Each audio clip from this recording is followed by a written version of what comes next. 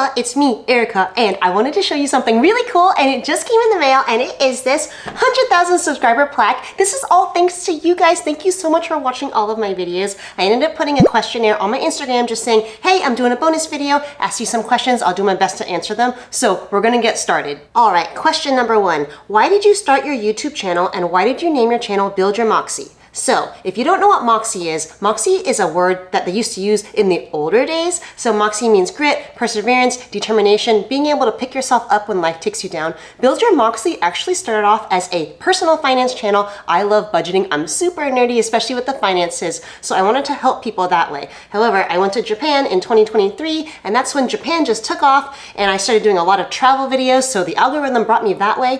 I still love doing personal finance. I'll probably still do some of that in the future. The reason why it started off as Build Your Moxie was just because if you use grit and determination to get where you need to go, that is the best way how I like to see life. For the traveling, we've done a lot of that after becoming debt-free. We had a lot of Moxie just paying off all of our student loans. So that's where Build Your Moxie came from. All right, the next question is, how tall are you? So I am 5'4". I'm American, so I'm using inches and feet. But a lot of people think that I'm taller than 5'4" because I have a long torso.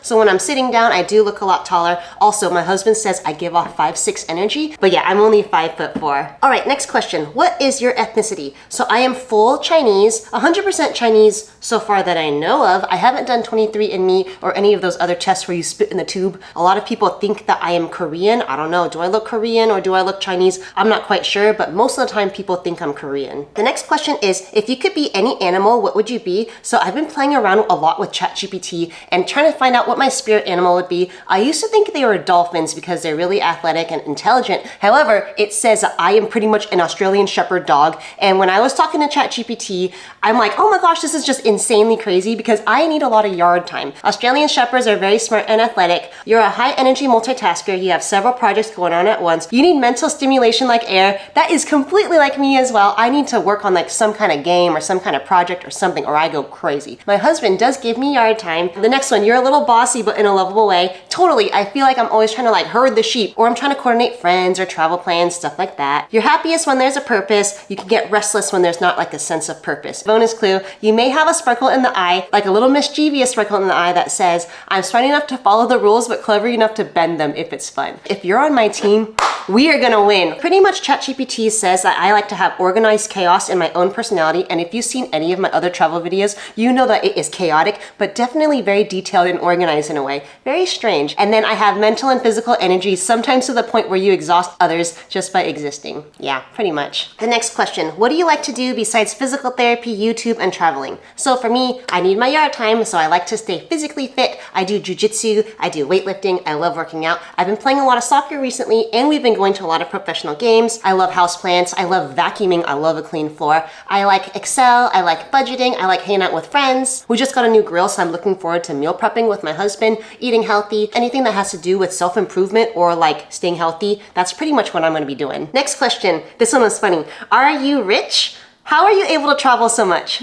So I would not say that we are rich. Are we very blessed? Yes. Do we work really hard? Yes. And if you've seen any of my personal finance stuff, you know that my husband and I, we worked like 6 jobs, like 3 solid jobs each to pay off a lot of student loans in a short amount of time. We're just kind of like obsessive in that way. So I would say we're not rich, but we do work hard. I have 2 jobs. I have YouTube and then my other physical therapy job. My husband also works full-time as well. So anything nice that we have or anywhere that we travel to, we definitely have worked for it. So I would say we are not rich, we just work hard. However, do I feel rich in life? Yes, very much so. And then the other reason why I'm able to travel so much is my full-time job as a physical therapist. I'm blessed to be in an amazing company that allows me 5 to 6 weeks off a year, which is just insane. Next question, how do you manage to be your authentic self on camera? So I think for me, I just kind of don't care what other people think anymore. I mean, a few years ago, this Erica, she would not be ready for the internet and all of that. For me, I just like talking about the things that I like. You're gonna get all of me. I'm not going to like promote a product I don't like because it makes me money. I have a job already already. This is just my job for fun. And then also I like to tell myself, don't let anyone steal your sparkle, all right? You're an adult, you get to do adult things. Just be yourself. Don't be afraid. If you want to talk about poop, then talk about poop, okay? Next question. How long have you and your husband been married for, and how do you know if someone is the one?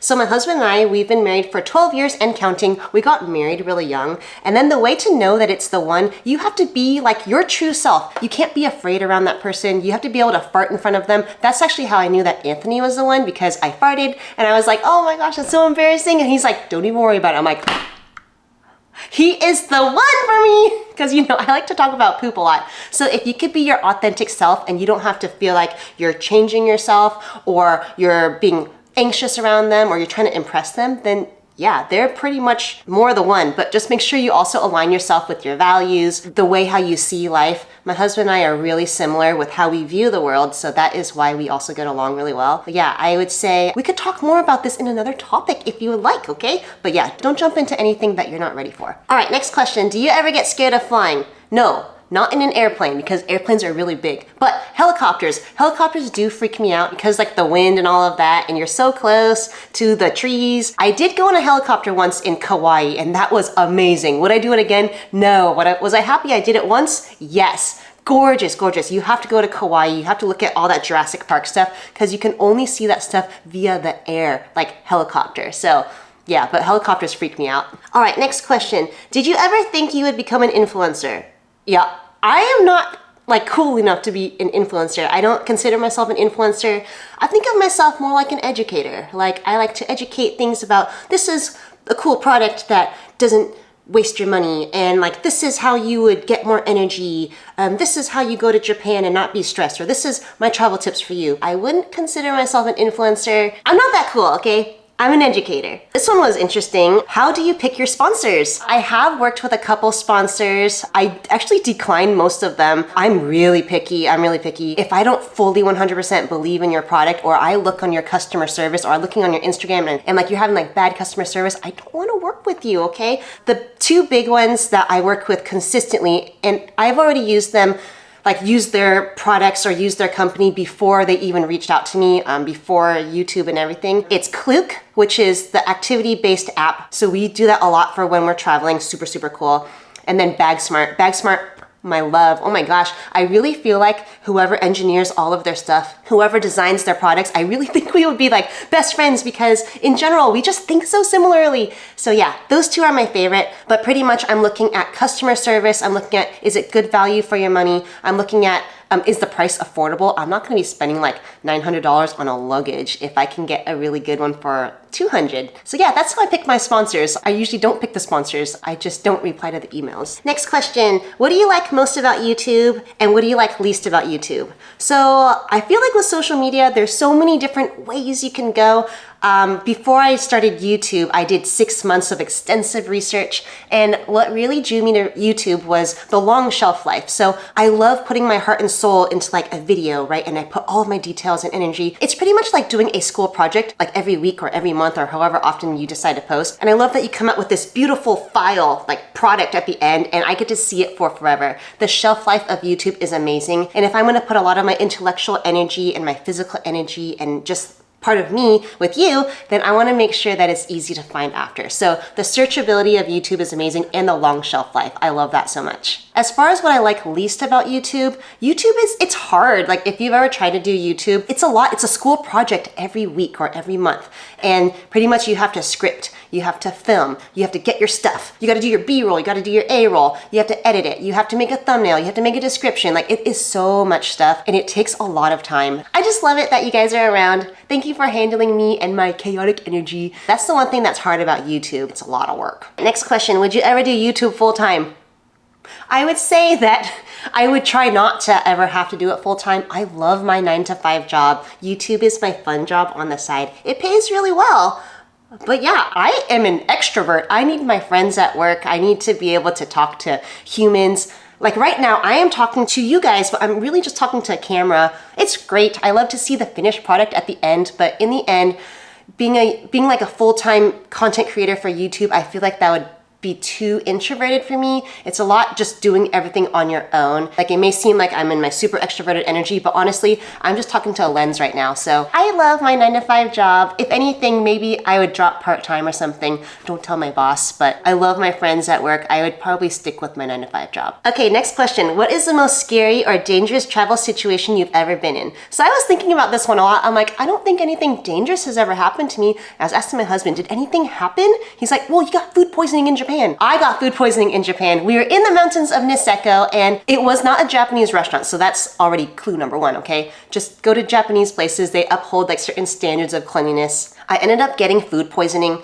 and I lost so much liquid and so much weight. We were in the mountains and it was actually like kind of scary because I'm like, oh my gosh, I just want to be up here snowboarding and I'm going to have explosive diarrhea going down the mountain. I would have to time my bathroom breaks when we were going up and down the mountain. But yeah, then it didn't get better. I'm like, oh my gosh, I think I need some kind of antibiotic. I had a fever. Trying to make our way back to the major city was kind of hard. I knew I should have just gone to the clinic, but we didn't make it during hours or anything. It was kind of scary though because sometimes they turn you away if you don't speak Japanese. Yeah, that was interesting. Getting sick in any country is the scariest thing for me. I also got sick when we were in Kenya. That was cool because they were welcoming us in the medical center with all these songs and dances and I'm just like, brah, brah, just like barfing on the side. It was really interesting. But anyways, a Sprite made me feel a lot better. That one was just not like complete sickness. So I know you didn't ask for this answer, but let me share with you the weirdest travel experience I've ever had. So we were celebrating our anniversary of some sort and we were going on a cruise. And then when we got there to Long Beach, we were like, okay, here we are for our cruise. They're like, okay, well, it looks like none of you are 25 yet, so we will have a cabin member stay with you. And I'm like, excuse me, what did you just say? Like, and she was not joking. She said, we will have another cabin member staying with you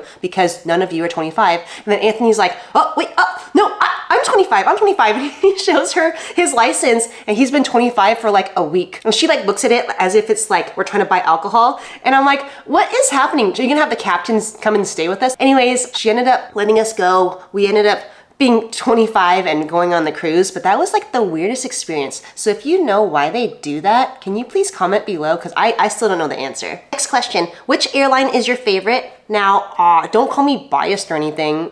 I am Asian, but I love Asian airlines and it's because they just do things right. They're very like business oriented. If you have a problem, they'll try to handle it for you. It's very professional. I just love it so much. My favorite airline would be Japan Air or Singapore Air. So we try to fly with them as much as possible. But yes, I just love Asian airlines. Next question, where did you grow up? I was born and raised in Los Angeles. My dad is from New York City and my mom is from Los Angeles. Would you rather fight 100 duck-sized horses or one horse-sized duck? For me, I would fight 100 duck-sized horses because what I would do is I would put on my snowboard boots and I would just go crazy. I'll kick them like soccer balls and it would just be nuts. If you ever gotten kicked by a snowboard boot, it hurts. And if you had one horse-sized duck, one peck of the beak, you're done for. So you can do all the jujitsu you want, but that's not even fair. Ducks are thick, horses are big. So I pick 100.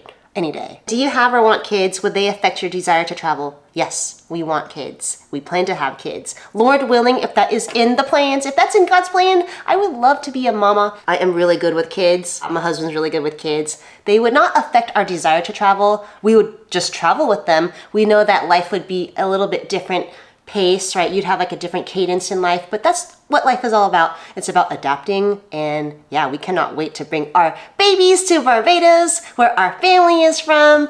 Next question, drop the workout routine, please. Do you want to see my muscles? These are my muscles. So for me, I like to weightlift. I'll weightlift 3 or 4 times a week, like heavy weights. So I do soccer, that's a lot of sprinting. That makes your butt really nice. Also, jujitsu, that makes your butt really nice too. You're working like in all these diagonal planes. You're getting all these muscles working and everything. I just love, I love lifting people and moving them. You move them, maybe you choke them on the way, but that, if you wanna get like really strong and really toned, you gotta pick up jujitsu. Like not only does it make you buff, like in a good way, but it will also teach you applicable things in life. I know like 15 different ways how to choke people. It's awesome. As a traveler and physical therapist, what are your favorite shoes to walk in for travel? Definitely Hoka Arahi 7s. These have fantastic cushion for your feet. My feet get tired in other shoes, but when I'm walking in these ones, I can walk all day, and I would not say my walking endurance is that good, or my standing endurance. I tend to complain, and my husband notices when I wear these shoes, I don't even complain. Next question, what is your favorite everyday backpack and tote? So my favorite bag and tote that I use every day at work is the Bays East to West tote. This is like the cutest bag ever. It has like the trolley pull through, which I just use to hold my sunscreen. I have my name badge right here. Comes with a zipper. That's where I keep my tampons. And then inside it has like another zipper. I put some workout stuff in here. I have my hair clip hooked onto this metal thing. I have my AirPods right here. Pretty much it's become my Mary Poppins bag, but it's cute. Isn't it so cute? It has short handles right here. It has long handles right here. It's adorable. And then it has like a really long one, but I don't really use that. Yeah, anyways, it's not even that dirty, and I feel like I throw it around everywhere. You can also machine wash it. So this is called the East to West tote by Bays. And then my favorite everyday purse that I like to have is just my Lululemon Everywhere Belt Bag 2 large liter.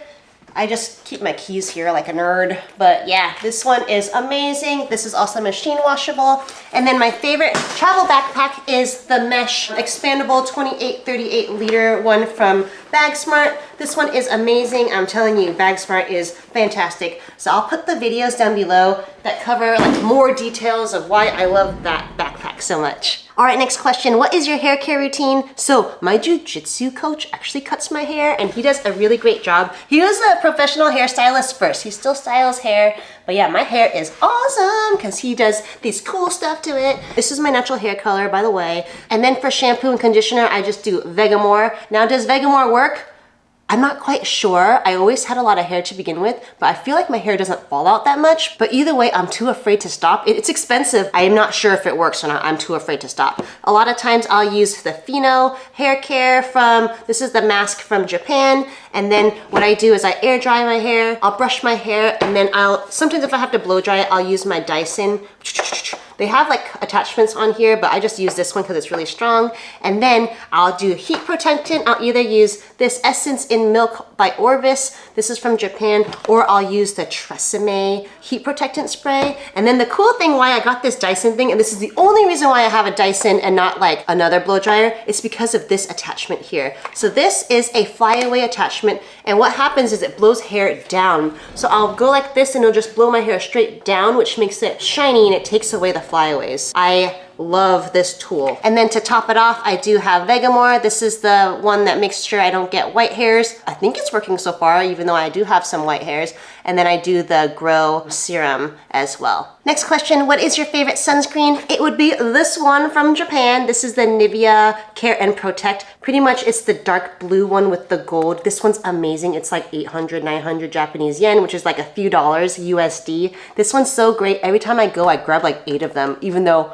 I end up having more. It's like rollover sunscreen. So I never use them all. I end up just giving a lot of them away because I go to Japan so much. What is your favorite city in Japan? I would say now Shibuya is my favorite city in Japan because even though I don't speak like perfect Japanese, I'm working on my Japanese, I still feel like even though I don't know everyone and Japan can be a little bit more introverted, I feel very extroverted there. If you ever see me in Japan, please say hi because I just love meeting people. But I love that Shibuya has like so many different places you can go. You can get anything that you need. You can see animals, you can see delicious food. It has my favorite lounge there. It has udon. It has like everything you need and I just love it so much. Would you ever move to Japan?